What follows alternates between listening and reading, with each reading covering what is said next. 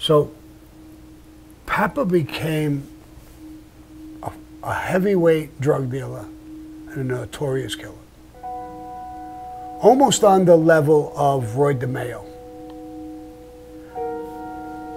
Here's the difference with them. Roy DeMeo became a serial killer.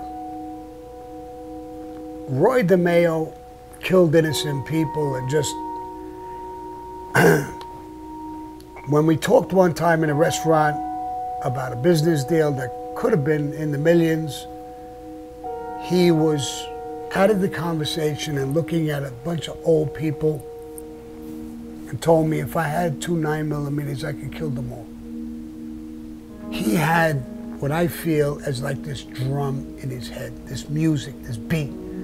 He was no longer with us. He was fantasizing about killing old people. That's a serial killer. They're dangerous, no question about it. Gerry Papa was just as dangerous, but he was more, he was a good-looking guy, and he was more cunning. He was smarter. He would talk to you. He would know how to con you. He was more into it that way. But they were the same. They were both serial killers. But they had a different makeup about them. And this is what got me started talking about it, because Anna is a psychologist. She's going on to get a master's degree. So this conversation, we had it on the side ourselves, just talking and shooting the shit and talking about serial killers and everything else. And I was talking about the life. She asked me some questions and it got me thinking back, and all of this stuff came up. And I said, you know, let's make it, put it on tape. I really never talked about it. Some of it I did, some of it I didn't, and I'm jumping around. And I gotta, you know, you gotta remember, I'm talking when I was 13, 14, 15 as the Rampers. I was with the Rampers till I was 19 and I got drafted in 1964. In 1966 I came out, I was 21 years old. I went right back to the Rampers. The only thing is that the Rampers, was with different mafia crews. It was no longer us against the world. It was everybody belonged to somebody. My friend Tommy Spiro, another guy who was part of the Rampers, introduced me to his uncle, Shorty Spiro, and that's how I got into the Colombo family as an associate. That's where I did my first hit. So there was no more clubhouse, anybody ever smacking me in the face or spitting in my fucking face or giving me fucking beatings to toughen me up. You smack me in the face and spit in my fucking face, I'd blow your fucking head right off your shoulders. We were tough. At this point in our lives, even the senior and junior Rampers who were still around wouldn't fuck with us. They had total fucking respect for us. I think a little fear too. I remember this guy Clinker told me one day. He said, Sammy, I don't know if those beatings toughened you up and Papa and all of you guys, but boy, oh boy, you fucking guys, use it now. Someday I believe you guys will be fucking legends. You outgrew this rampant thing. You're just in a whole nother fucking world. And he was a good guy. I listened to him. Some of them got killed in these years, some of them. Some of them survived. Some of them went to prison. It's the same with some of us. I mentioned the guy named Spaghetti. He got killed. Jimmy Emma got killed. I could go on and on and on. Me and Joe Vitale was in a car doing a robbery. We both were shot up. I mean, there isn't a person in that group. Gerry Papa was obviously killed at one point. I'll tell you that story in a second. He was such a fucking Mad Hatter that he was doing fucking ugly shit. He was dressing in a full-length mink coat, big diamond ring, chains on his neck. He looked like a pimp, not like a mafioso. Real good-looking guy. Women loved him. Guys feared him. One day he went down to see Chin, was the boss of the Genovese family. And he went down dressed like that. I heard that Chin had said, "We made this guy. What the fuck kind of guy is he? He's a major drug dealer. Drugs is not something Chin wants anybody to get involved in. And then he's walking around looking like that. God knows how much that mink coat cost him. Black mink. And it was real. Women would kill you for that coat. But he's not the right person walking around with that." Chin ordered the hit. He went to a bar in Benson Heights, Brooklyn. A street boss under Chin was there and sent for Gerry Papa. Gerry Papa got his crew, dangerous, dangerous guys, and told them, if I'm going to go in the bar and meet them, if I'm not out in 15 minutes, come in and kill everybody. It's insanity. That, I think, leaked back to Chin. He met with Frankie the Chico one time. And Frankie said, maybe you and Sammy, as both friends of ours, meaning made guys, you could, talk and this and that. He said, I owe Sammy something. Frankie the Chico was really close to me. You guys know that. Frankie told him, no, you don't owe him shit. Nothing better ever happened to him.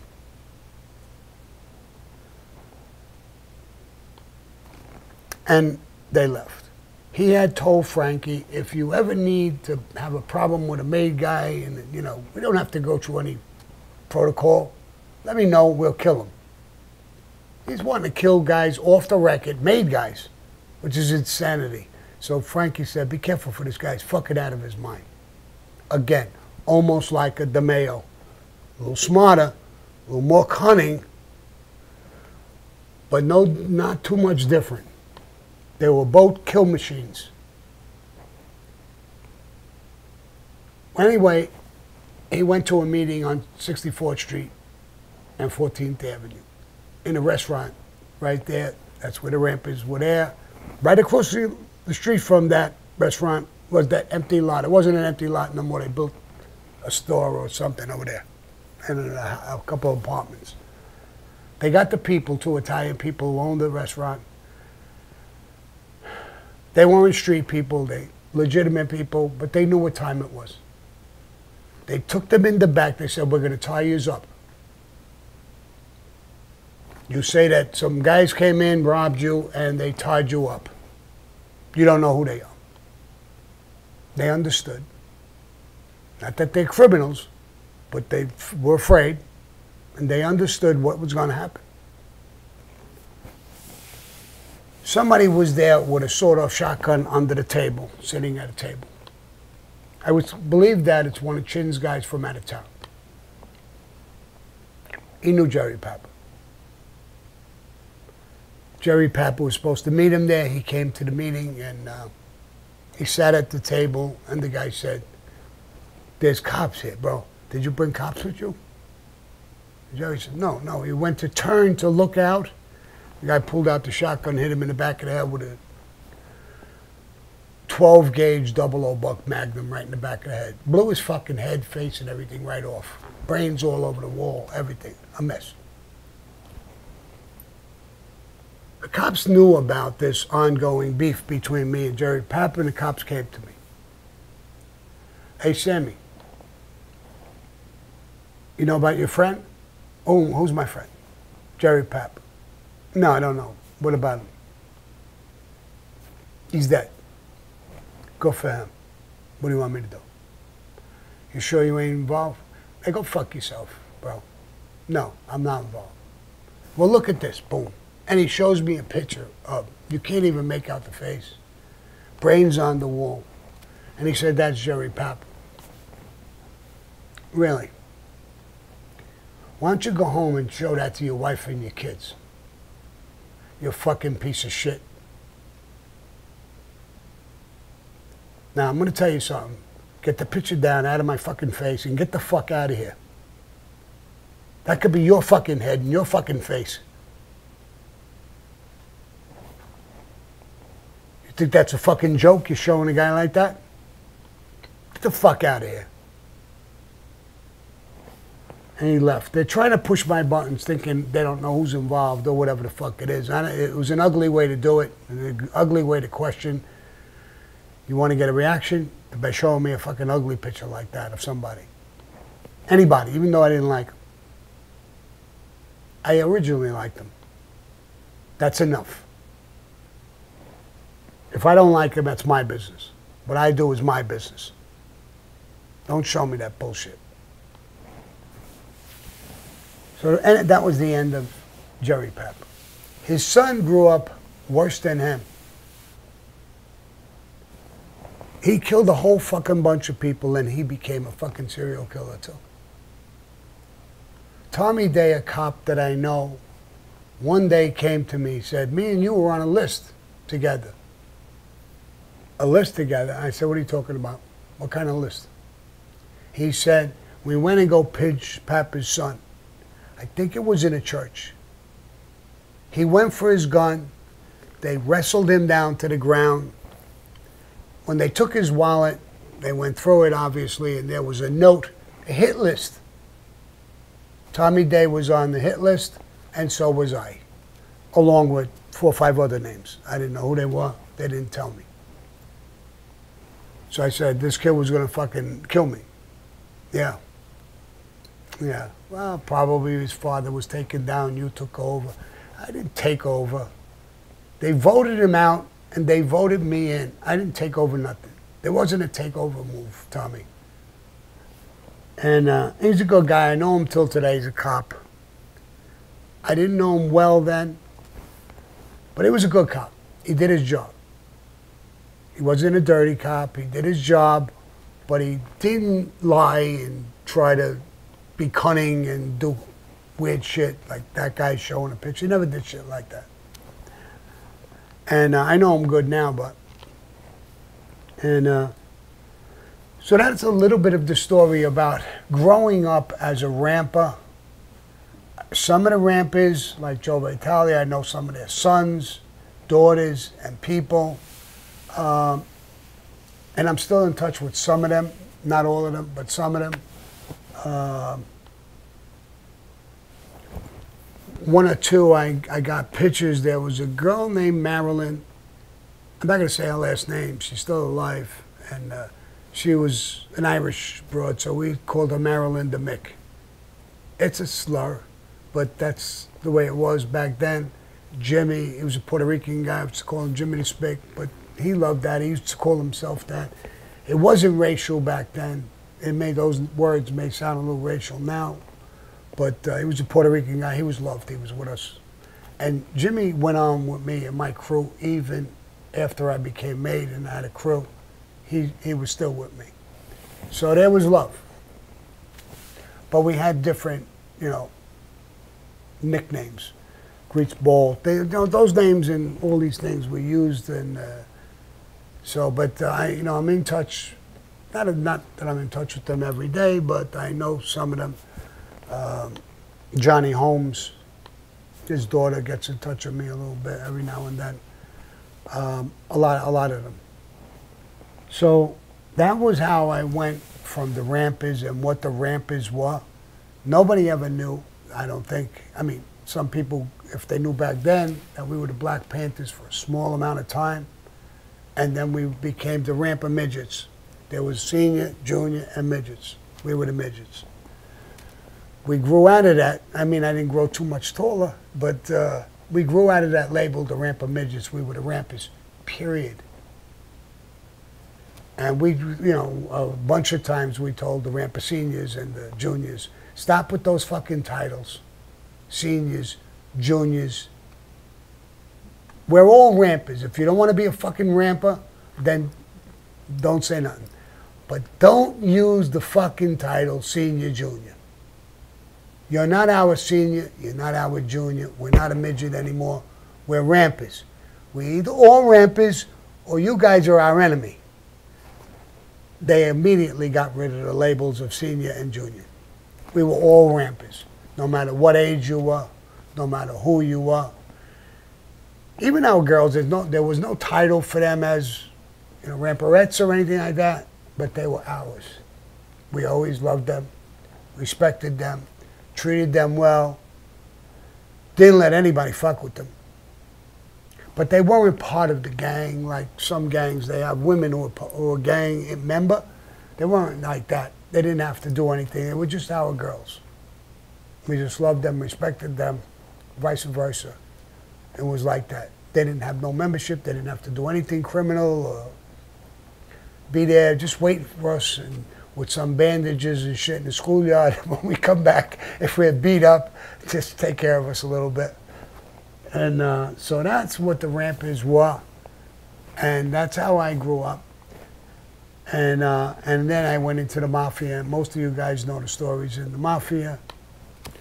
And now you know what happened with Gerry Papa and how he got that label. I got a lot of questions. How did he get that name, Papa Bear? Or Papa Bear, they called him Papa Bear. And he had a bear tattoo on his forearm. He went and get that. Once he liked the label, and he put the bear right on his forearm. I'm not sure if it was over here or over here, but he had a bear on his arm. I mean, it was great growing up. I don't know what happened to him. He became kill crazy. And that happened a little later on. He wasn't like that as a kid. You know, I had trouble with my father's store with some union guys once. And I thought they were going to come back and try and hurt my father. And I went to him and I told him, I'm going to get a couple guys and I'm going to give these guys a good workout. They said they're going to come and beat up my father. I'm going to send them to the hospital. And that's the first time he turned around, he picked up his shirt, he took out a gun. He says, here, fucked them, killed them. And give me a call. We'll come and get the bodies. Now, I wasn't in the Colombo family yet. I'd never killed anybody yet. I took the gun. I seriously considered if they came in my father's shop, it was a dress factory, and raised their hands to my father, I was going to shoot them. But I never did it before. I was a little nervous. And then my father took the gun away. I got it back. I gave it back to Gerry Papa. But it was the first time that I think we were starting to use guns. There was another time, one other time, there was guys from downtown Brooklyn, supposedly with the gallows. A couple of guys. They were in our neighborhood before the gallows war and all that shit. And they were in the bar, a bunch of them with guns. Not too many, couple, 2, 3. And we were in the bar, and we had guns. Something happened. I heard glasses break, and a girl scream, fighting. Then I heard a shot. We all pulled out. We shot back and forth. It was a miracle that, it's not that nobody got hit. One of the gallows got hit 11 times. There was a guy in the place who got hit. He got wounded. He didn't die. He just got hit with a bullet. He was an innocent bystander. He was by the bar. None of us got hit. The guy staggered out of the place with the 11 shots and fell in the street. I don't know if he died or lived, but the guys in the neighborhood, Bensonhurst, the maid guys, told these guys, you came into the fucking neighborhood, you don't belong yet. You ain't doing nothing to these kids. They're good kids. We were kids at that time when it happened. So there was so many fucking incidents. You know, as I talk, I think back now, and I'm thinking of so many different things that happened. And was Tato ever concerned about Gerry Papa? Did he ever give you advice on how to deal with him? No, it was almost in a different time already, and no, Tato didn't know him, didn't care about him one way or another. Do do you think the mafia is almost like scouting you guys? Oh yeah, listen, the mafia always does that. You know, if you're gonna take somebody under your wing in the mafia, you're not gonna take some wimpy guy or some guy who's going to college. They don't belong in the life. You're gonna take a kid who's been in the street. He's a little thuggerish. He's been in trouble. He's been, you know, back in those days when you got in trouble with the cops. Like I robbed a lumber yard as a kid. I got caught. 1 or 2 guys got away. They wanted to know who the guys were. I wouldn't tell them. It wasn't like today. They beat the fuck out of you. I got such a beating because I refused over and over again. When my mother and father came to the police station to pick me up, my mother saw me, she fainted. That's how bad I was fucked up. So, and the street guys know that. They know how you conduct yourself. You saw it in the movie Goodfellas. You know, the kid, he got pinched, he didn't talk, and they were all hugging him. It's like, it's similar to that. That's actual true story. They know you. They know who your mother is. They know who your father is. They know who your sister or your brother is. Your sister gets married, they know who her husband is.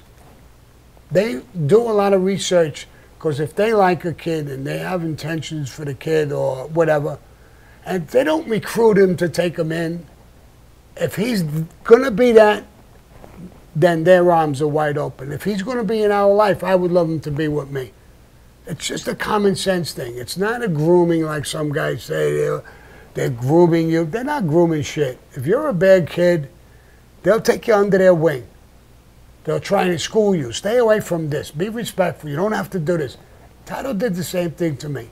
He groomed me not to be a fucking animal. He groomed me not to be a ramper.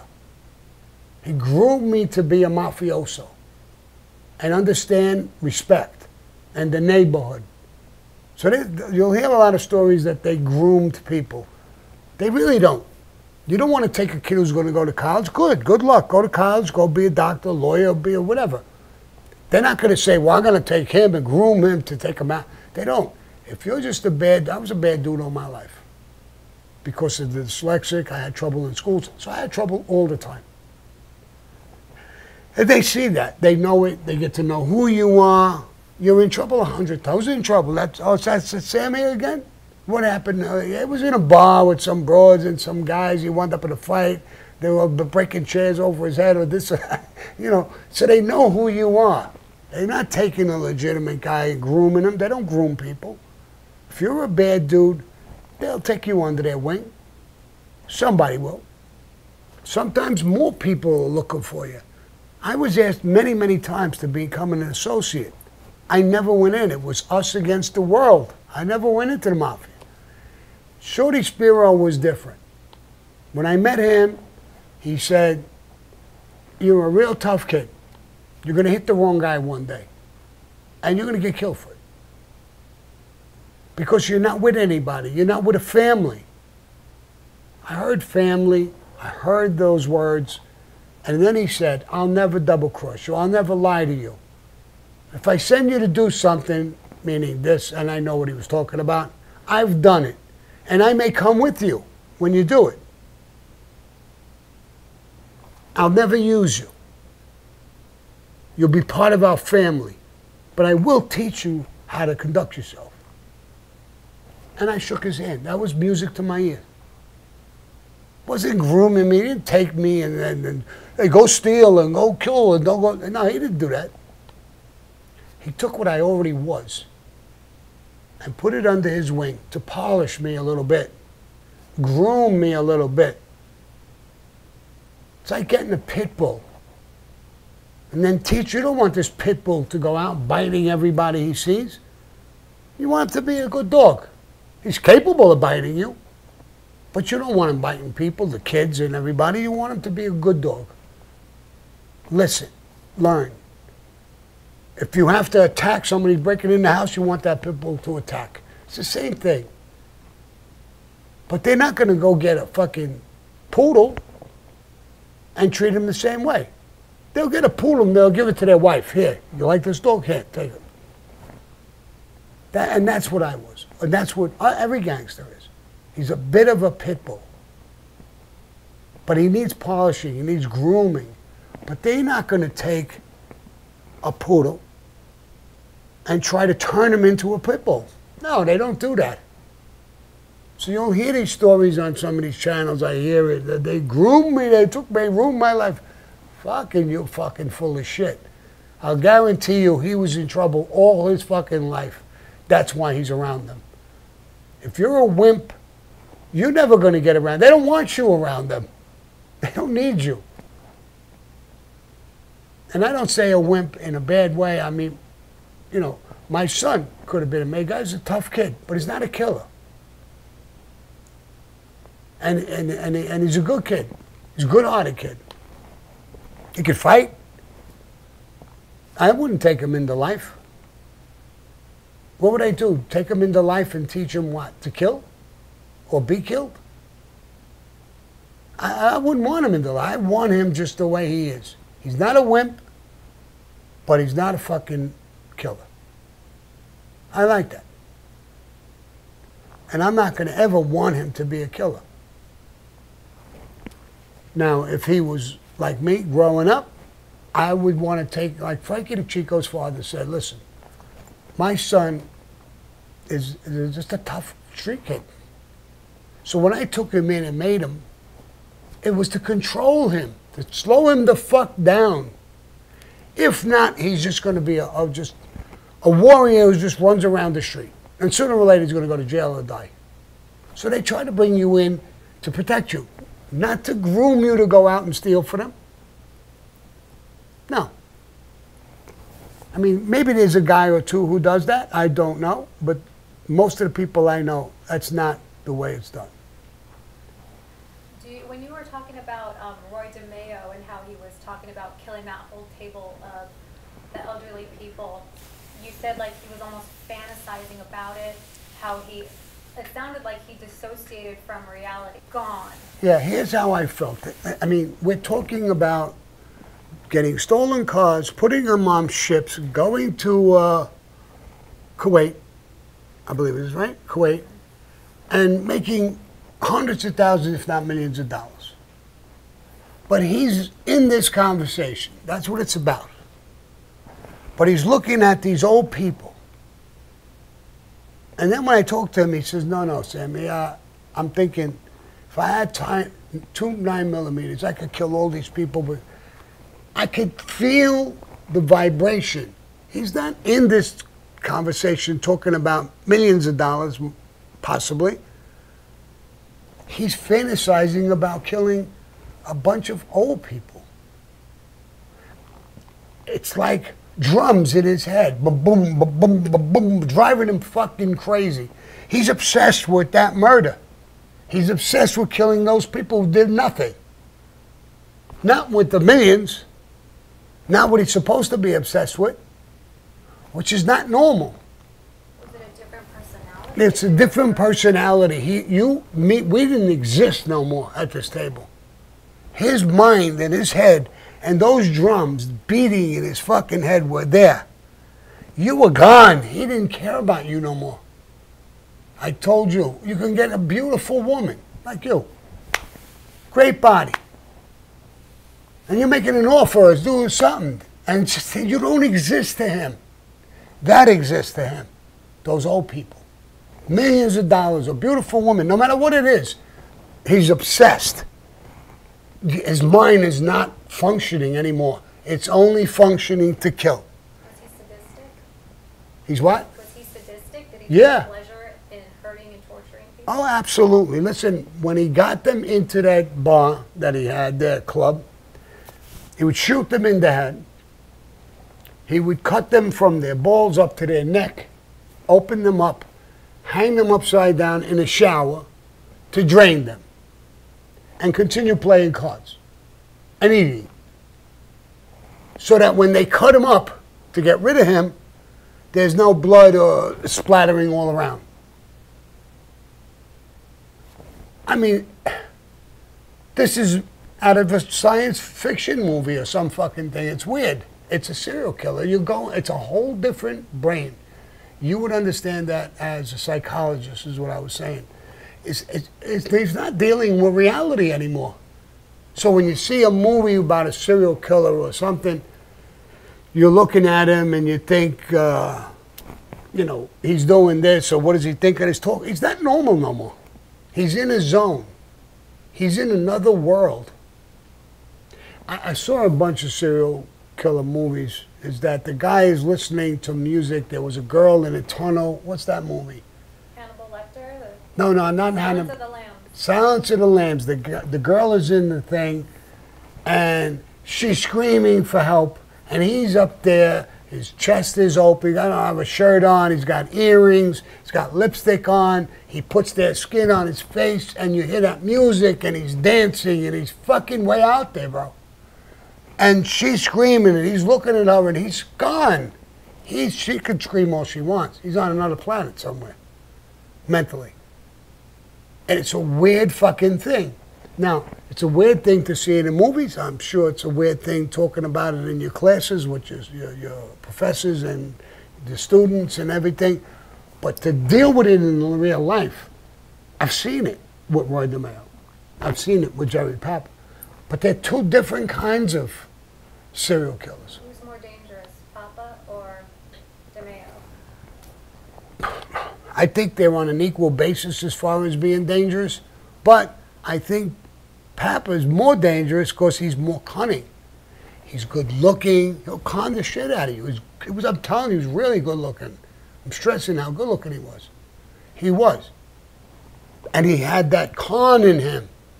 So, I mean, he was coming at you with a whole game. He's going to suck you right in. Roy DeMeo's in Gaga land. Sure, if he catches you short, he's going to kill you 1, 2, 3, you're gone. But he's not going to con you in that easy. I don't think you could sit and have a normal conversation with him. You could sit and have a normal conversation with Gerry Papa. And that, to me, is more dangerous. He could suck you right in. Take you where he wants and do whatever he wants. I don't think you could have a normal conversation with Roy DeMeo. We were trying to have a normal conversation about robbing cars, sending them to Kuwait, and making serious money. And he's not even in it. He don't hear us. He's not there. I said, is the conversation annoying you? You know, so you must hear this a lot. You know, no, Sammy, no. But look at these people. He took the conversation and told me, look at them. If I had 2 9mm, I could kill them all before they even get up. I was stunned. I'm a hit guy. You don't stun me too easy. I was stunned. And then I said, yeah, most of them would probably die of a heart attack. They're 60, 70 years old, 80 years old. Yeah, most of them would die of a heart attack. And he's literally licking his lips, looking at them. He's hungry. He wants them. He can't in this restaurant. It's a Greek restaurant. We're surrounded by a couple hundred people. He can't do anything. But he's not part of the conversation. It's a heavy-duty mafia conversation. He's in that conversation. His mind is there. His lust, his thought is there.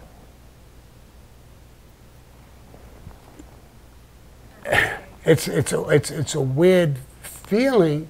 What did it make you feel like? When I walked out, I was with Louis Melito and his captain, Nino. When I was walking out with Louis, I said, did you hear what me and him were talking about, bro? He said, about killing people? Yeah. Did you hear that? Yeah, something about killing the old people? Yeah. This fucking guy lost his mind, Louis. We got to be careful for this guy. He was fantasizing about killing them. And I tried to bring him back into the conversation, that maybe this conversation is boring him. He was literally licking his lips when he was talking about killing them. I could feel him, bro. We got to be careful with this guy. He's a serial killer. Later on, the whole mafia found out he was a serial killer. And that's why we killed him. Not when I didn't have any part in it, but that's why he got killed. Did he have kids? Yeah, I believe he did. So they have normal, regular lives, wives, kids, jobs? Absolutely. Absolutely. Absolutely. They have a normal fucking life. We were having a normal conversation. If the feds were listening to this conversation, we were talking about stealing cars and bringing them to Kuwait. It was a very normal, illegitimate conversation, but it was a very normal conversation up until that point. But Gerry Papa could, I don't think he was in a different zone. He would be able to talk and smile and whatever and have a different conversation. In the back of his mind, I'll kill this motherfucker as soon as I can con him into a place where I can get him. Like a Ted Bundy. Yes. Yes, exactly. And this other guy is more like that other guy, the movie we just watched. I didn't like it. Dahmer, yeah, I didn't like it. It was just fucking weird, too fucking weird. So, yeah. So, listen, this is a great tape, I think.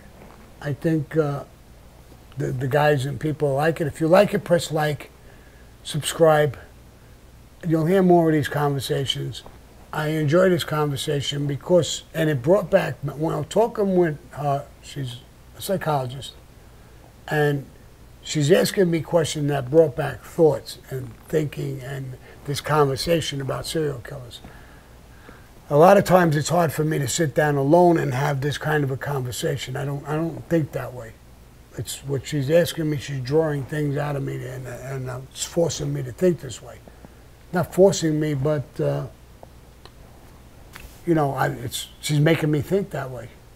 I'm answering a question. I'm trying to think, you know, what's going through his head. You know, it's all I can think of is music pounding because of that thing and that guy dancing around with the girl in the hole, and I hear these things. The son of Sam, I grew up in the neighborhood where the son of Sam went around. He was a serial killer, killing people. A dog was talking to him. And he was in a zone when he went. He saw you parked in a car with a girl making love in a lover's lane, and they come by and shoot you and the girl. What the fuck? Well, you don't even know them. It's the dog is talking to him. Something is talking to him. He's not there anymore. I'm not making excuses for them, and they should never get out. Not that they should get, oh, he's normal now. Fuck being normal now, bro. When you're in that zone, what they did with Roy was proper. Kill him. He doesn't belong to be on the planet. We do not, and the Mafia, do what he did. We don't condone it. We don't do it. We eliminate it. And that's what we did with him. That's what they did with Gerry Papa. And that's what they should do in life. Take a guy to trial, he loses the trial, put him away. Kill him. Get rid of him. Don't let him sit in 20 years that taxpayers are paying for him. And we're going to make him say it someday. No, fuck that. He's gone. Let him go. Adios, motherfucker. Take care. That's it. Over. So, I hope you guys like this. I enjoy it. I enjoy talking about it a little bit. But thank you for watching Fireside. Adios, motherfuckers.